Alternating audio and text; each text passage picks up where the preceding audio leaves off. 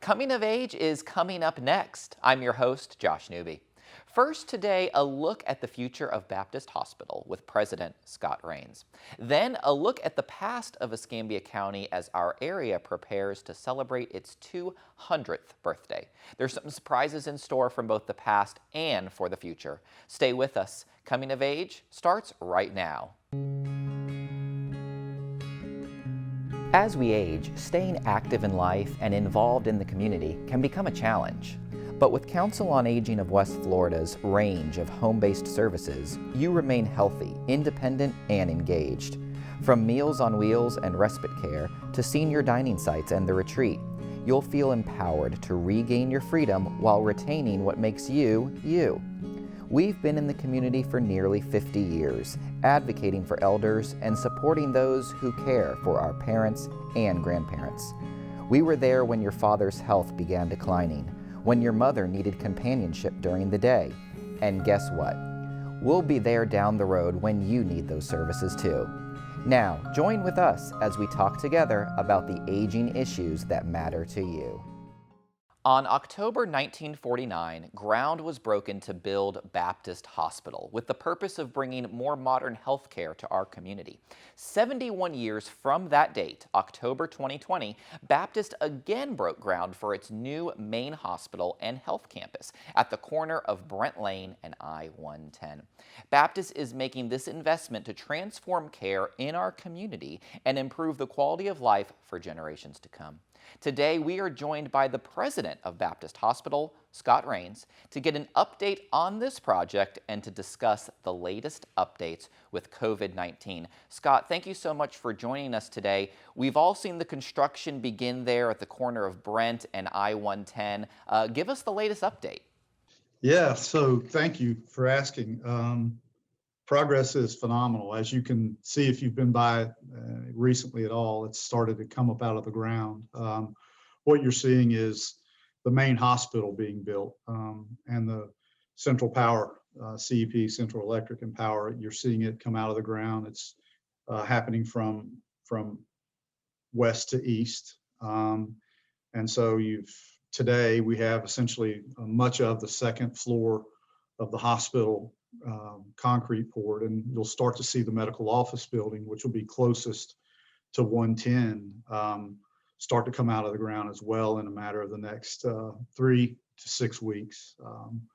So as we sit here today at the end of May, we're on time and on budget, and which is really remarkable as well, given the way we've had to change our work through the pandemic and what have you. So, and not to mention, that little hurricane that we had come through back in September. So we are ecstatic to be where we are at the moment on the project, and continue along to make it happen. Thank you. When do you expect the facility to be open for services? And have you guys faced any delays because of COVID? We are on schedule to occupy and start seeing patients in the facility in the fall of 2023. October 2023 is when we'll essentially have what currently is on EM Marino on Brent Lane. So that is when we talk about being on time, that's the time. We're on that schedule for fall of 2023. I recently read that planning and development has begun on a new behavioral health unit at the campus. Tell us about that. Yeah, that's exactly, you've heard correctly. The behavioral health unit is in its design and development phase. Our team that we've assembled of Gresham Smith, our architects, and they've brought the behavioral health leadership together, and we are starting to work on the design of that building that's a part of Baptist Hospital that will be on the westernmost end of our campus at Brent Lane. So there's a window of time that you go through in design and development, getting inputs and the like, and we're in that process right now. So a little bit of dirt being moved where it's going to be located, but that's going to be a little bit down the road before you start to see it actually being built. But we're excited that we've that we're in a mental health awareness month mode, and we can actually announce that and talk about it and bring that very, very much needed service out to Brent Lane with us. To switch tracks, let's talk about COVID-19, as we all must nowadays. How is the vaccine rollout going? How is things looking from your point of view? It's diminished greatly, both from a standpoint of positive results. The positive test results for COVID have diminished quite a bit since the vaccines availed themselves, which was just before Christmas, by the way. And as a result, the hospitalizations have greatly declined. We, as a region, were at our peak in early January and mid-January, and now today, nearly 300 patients were hospitalized within the region. Now today, we sit with hovering around 30 among all health systems in the region, and have seen it be that way now for several weeks in a row, which is great news. And so the vaccines have made an enormous difference. It's great to hear that you've gotten yours, and I want to use this as a platform to encourage anyone. If you want a vaccine, it's out there. You can get it within an hour from wherever you may be, at a grocery store or at a pharmacy. So please consider it. What would you say to people who still have reservations about getting the COVID vaccine, even as they see their friends and family receive that immunization? Well, just that. A couple of things. I hope they're watching, and their friends and family that they know are getting the vaccine, and they can see that there's little side effects. There's maybe some fatigue and some that comes with the vaccines that have a second shot. But also to just commit to reading and listening and becoming more educated about the safeness of the vaccine, and the pros versus the cons, and then make a conscious, educated decision with regards to what you choose to do. I too have taken the vaccine. As soon as I was eligible to do so, I've taken it. So I would once again encourage everyone to become more knowledgeable, ask any question that you may have, get the facts, and then make a decision. And I'm going to give you a chance to brag on your team here. I recently read that both the Gulf Breeze and Pensacola campus recently got high marks from the Centers for Medicaid and Medicare. Tell us about what that means. Yeah, thank you for asking that question and the acknowledgement of it. So you're right. It's what CMS does a star rating, with 5 stars being the highest, i.e. the best, 1 star being the lowest, i.e. not the best. And these are this is a rating program from the Centers for Medicare and Medicaid Services. You don't pay for this rating. It's not an opt-in or opt-out. You're rated based upon a series of outcomes that have different weights. So from patient experience to readmission rates to a series of outcome-related experiences, CMS comes and takes a look at you over a period of time, twice a year, and based upon how you perform, you achieve a star rating. And for the 3rd year in a row, both Gulf Breeze and Baptist have achieved very, very high ratings. 5 stars at Gulf Breeze, the region's only 5-star rated hospital, and one of only 25 in the entire state of Florida. And Baptist Hospital is a 4-star rated hospital, one of the very few 4-star rated hospitals in the region. Very high praise, and it's a testimony to our commitment to excellence, our value of excellence, and our team members, our doctors, our clinicians, and all of our team members' commitment to that very value of excellence. It's something that we've emphasized, that we've asked to recommit ourselves to, and it's wonderful to see such acknowledgement from an external entity, CMS in this case, tell you that you're achieving what you said you wanted to do on behalf of the patients that entrust us to take care of them. So we take it seriously, and we're just thrilled. Josh, thank you for asking. Excellent, Scott. Thank you so much for joining us. Next, it's the 200th anniversary of Escambia County. Stay with us.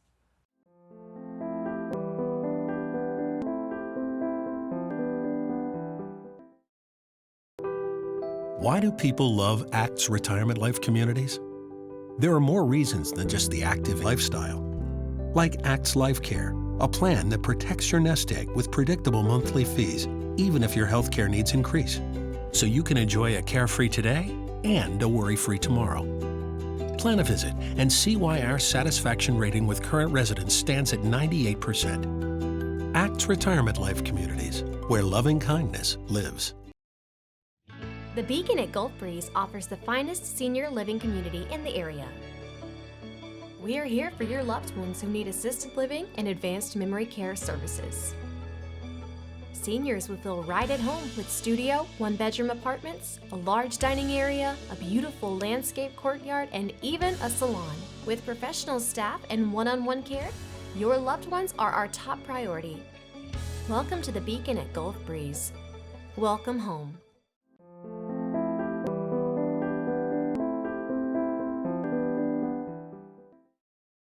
At 200 years old, Escambia County is looking pretty great, and many agree our best days are ahead of us. But will learning about our past help us see where we're going in our future? Celebratory events have been planned, and we're here with the details on where we've been and where we're going. Joining us is Dr. Judy Benz with the University of West Florida. Dr. Benz, so good to see you. Thank you for coming on today. My pleasure, Josh. I'm going to ask you a question that you could probably spend hours talking about, given your background. Give us a brief history of Escambia County. Well, it started on July the 17th, 1821. It was created by the government of the United States. There were two counties. Escambia County went all the way to the Suwannee River, and St. Johns County went all the way down south through Miami and the Keys. Oh, wow. So there were only two, and they were absolutely huge. They quickly broke up into smaller counties, of course. And we went through the transition to statehood in 1845, and we were the 27th state, and we continued, of course, to be Escambia County. We're all familiar with the 5 flags Yes. That have flown over Escambia County. Give us a little bit about that history, some of the governments that those flags represent. Well, our past is reflected, in our historical past is reflected in our flags. And the first, of course, is Spanish. And they came here in 1559, as you know, in Tristan de Luna. It lasted a couple years, and they didn't return until 1698. And they have stayed there ever since. But Florida was always Spanish. Okay. The occupation of West Florida really started, the permanent occupation, in 1698. And that lasted really only 21 years. Okay. And the French came over from Mobile and attacked the Spanish over at their fort on what is now the Naval Air Station. So the French flag flew, but only for 3 years. Okay. A treaty in Europe gave Pensacola and Florida back to Spain, so up goes the Spanish flag again. Okay. And it lasted really until 1763. And so then the British came in 1763, down comes the Spanish flag, Right. up comes the British flag. That only lasted 18 years. Interesting. And as part of the American Revolution, George Washington made a deal with Spain that said, if you'll send a general, in this case it was Galvez, to take Pensacola and Mobile and New Orleans, fight the British off, basically. We'll take care of them in the 13 colonies. And that happened. So in return, George Washington gave Florida back to Spain. So up goes the Spanish flag, down comes the British. And then, of course, in 1821, the United States really purchased Florida from the Spanish government. And up goes the United States flag. There were 23 stars. Right. And we became the 27th state in 1845. What was going on here before Escambia County was actually sanctioned as a county? Well, really what was going on is Florida, including Pensacola, and Escambia County, was part of the Spanish Empire. It was also, for a brief period of time, part of the British Empire. Okay. And it was also part of French Louisiana. Pensacola was once the capital, temporarily, Oh, really? of Louisiana. Okay. Right.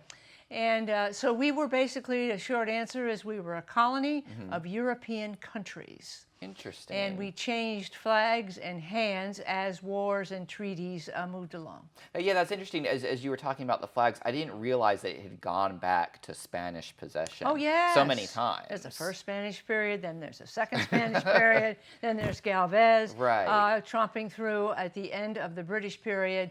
And then, of course, there's Andrew Jackson coming and dealing with it before the transfer. But interesting. Yes. I'm curious, I mean, you've studied this, obviously. You're a scholar in this area. Are there any interesting tidbits of history or anecdotes from our past that maybe we don't know about? Well, one thing that I think is interesting and appropriate at this time is people think, one of the educational pieces I want to remind people of is this is the bicentennial of becoming a territory of the United States. Okay. It is the territorial bicentennial, which people do not know about. I, had not really put connected the dots. Yeah. But and we were a territory from 1821 to 45, about a little over 2 decades. So that's something that people forget about, that we were a territory. I'm curious, for those of us who are not smarter than a 5th grader, remind us the distinction there. What is a territory again? Well, a territory is a possession. The United States officially possessed the territory of Florida. Okay. But becoming a state is a whole other thing. You may remember, or your parents remember, when Alaska became a state from a territory. Okay. And now Hawaii wants to go from a territory to a state. Interesting. It is a very formal process. Okay. And so that's one thing. We're celebrating the territorial bicentennial. The second thing is what really happened in terms of governments. Spain is and was a very authoritarian, it has a monarchy, and it was ruled from Madrid and from Mexico City. Okay. And when it changed to the become American territory, government changed to democracy. People in Pensacola were not even speaking English. They were Spanish, they were French, they were Creole. Sure. Of course, there were a few. Right. But when the United States acquired the territory, what they did was, Andrew Jackson said, I will only be the governor for 1 year. Okay. And I will appoint the mayor, the county commission, the judges, but only for 1 year. Because in a democracy, the people elect their leaders. Sure. So they had to educate the people in Pensacola what democracy meant for them, how it worked, and to speak English. Wow. Yes. That is interesting. And that was really a cultural transition that was made starting in 1821. It was quick, it was successful, but it was very different. Fascinating. Well, when we come back, we're going to talk about some of the celebrations around this bicentennial territorial anniversary. So stay with us. We'll be right back.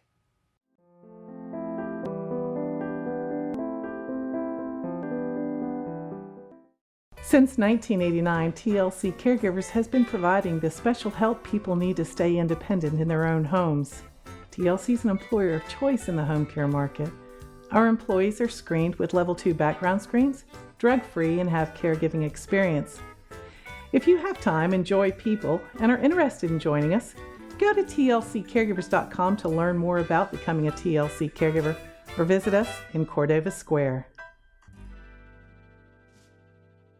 When cancer tries to take you away from the things that matter most, Baptist Cancer Institute offers caring physicians and the most innovative treatment options. With convenient locations and a wide array of support programs and services, we're here to help you during the most difficult of times. As a member of the Mayo Clinic Care Network, we're bringing even more innovative cancer care to our community right here at home. When you need cancer care, we'll be there.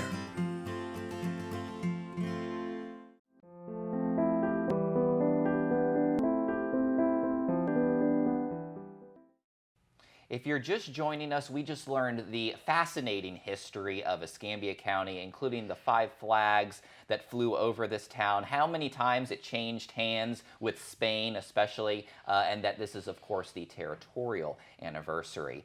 Joining us again is Dr. Benz to tell us about the celebrations that have been planned for this monumental 200th birthday. Dr. Benz, welcome back to the show. Thank you. Tell us what's planned. Tell us about this birthday party. Well, we're going to have an old-time get-together. Good. And we planned, our plan A was no COVID restrictions. And fingers crossed, it will stay that way. Good. So we're going to have several things, but the big public, free and open to the public event is on January the 17th from 10 a.m. to 2 p.m. You mean July the 17th? Yes. You said January. I just wanted to. July the July 17th. the 17th. It is going to be a museum plaza, which is behind the Wentworth Museum. And we're going to have a series, we're going to have a little program with dignitaries up on the stage. But one of the things, Josh, that I want to emphasize is that Pensacola at that time was a very diverse community. Spanish, French, Africans who were enslaved as well as free, Creoles, Native Americans, and it is described as people of many colors and many ethnicities. So that's what we're focusing on too. In the past, historians have focused on the big man, and it was Andrew Jackson. Not taking anything away from him, but still, we're focusing on diversity. So the program will have a representative of each of those ethnic groups present, say, here we are today, and this is a bit about our history. Then we're going to have music from those ethnic groups. We have a mariachi band, we've got the UWF Symphonic Band playing historical patriotic music. We've got Mexican dancers for the mariachi band coming over in their beautiful costumes from Mexico. And Native Americans are going to have a sunrise ceremony that day. And then, of course, we're going to have a flag raising. Got to have that. And down will come a Spanish flag, and up will go the 23-star American flag at the time. We also are going to have booths all around, like the old days, all around the main event, and trickled through the historical district. The roads, streets will be closed. And we're going to have food trucks, we're going to have music. It'll last about 2 hours. And we have something for the kids. There's an essay contest going on now for middle schoolers. Then there's going to be a scavenger hunt for anybody, but mostly for kids. And then we have a very special singer that we're bringing in from Tampa who sings patriotic songs a cappella, especially America the Beautiful. Excellent. And so it's just going to be a fun time. You can mingle, you can be with each other, you can see the Genealogical Society, the Historical Society, kind of crafts and historical related. And then we have two other things. One is St. Michael Cemetery, and that there are over 100 people buried there who were here in 1821. The Genealogical Society has identified 2,000 people who were here, and of those, hundreds are buried in St. Michael. So they're marking all of those graves. They're having an in-person tour of those people, with Dorothy Walton being one of the famous people being impersonated. And then we have also, it'll be permanent, they can have it on the web and do a self-guided tour on your cell phone with information about each of the people in those graves. Interesting. Yeah, then there's a web mosaic of those 2,000 people, which is a bunch of pictures on the screen. And what we're doing is they're asking for volunteers to take selfies of themselves, put them up to have the current day population, and then when someone clicks on it, it turns around to one of those 2,000 people.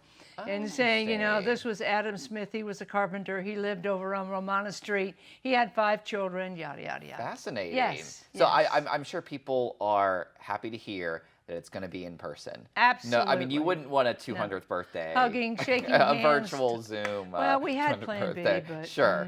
And we have a venue in Museum of Commerce. It's Plan B. It's a beautiful venue. Excellent. I'm so glad to hear that you're going to be celebrating sort of the multicultural facets of our history, because you're right. We tend to focus on the one big man, and the one white man, right? Yes. But there were many different colors, many different creeds represented here. How beyond just attending the event. How can people who are interested in this history get involved and learn more? Well, we have what I call long-lasting products. One is a documentary that is filming right now over at WSRE, and it is got a grant from the Florida Humanities. So it's all this information, and it will run for years. Oh, good. By the Florida Humanities. Then, right now, in the June issue of Forum magazine, put out by Florida Humanities, they're devoting it all to West Florida's portion of the bicentennial being a territory. Then we're going to have, as you may have noticed, every Monday morning we have a historical article in the News Journal, and we're pulling, there'll be 23 or 24 of them all told, and we're putting, they'll be published in Pensacola History Magazine. Okay. And so the Trust is doing that. So there will be, and then there's the mosaic. So, excellent, yeah. Excellent. You know, as you were talking, I could only think, of course, about John Appleyard, who passed recently, and what a meaningful contribution he would have made. He was on the commission. Oh, was he? Yeah, of course. Of course. And none of us are John Appleyard. Sure, you know, sure. But, such a great storyteller. Yes, he was, and we miss him badly on this. But definitely. We're holding the flag. Good, good. And I'm sure he'll be proud. Yep. He'll be proud. Tell us more about the commission, how this event sort of came to be. Well, as soon as Mayor Robinson became mayor, we were at the same luncheon event, and he asked me if I would head up a historical group for the at least represent the city. And I said, sure, I'd be happy to. And this is with the first thing. And then the Escambia County came on board. Both the city and the county volunteered.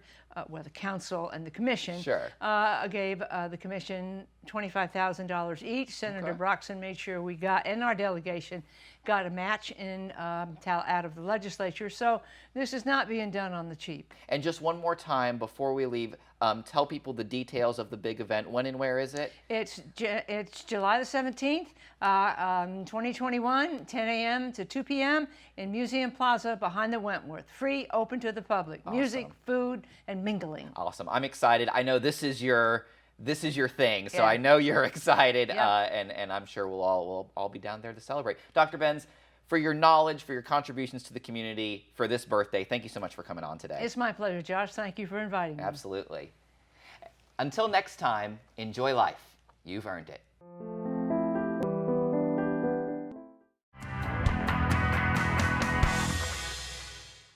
Your blood pressure numbers could change your life. Talk to your doctor about creating a plan that works better for you. Start taking the right steps at manageyourbp.org. Now I'm, trying to get better, stronger than ever.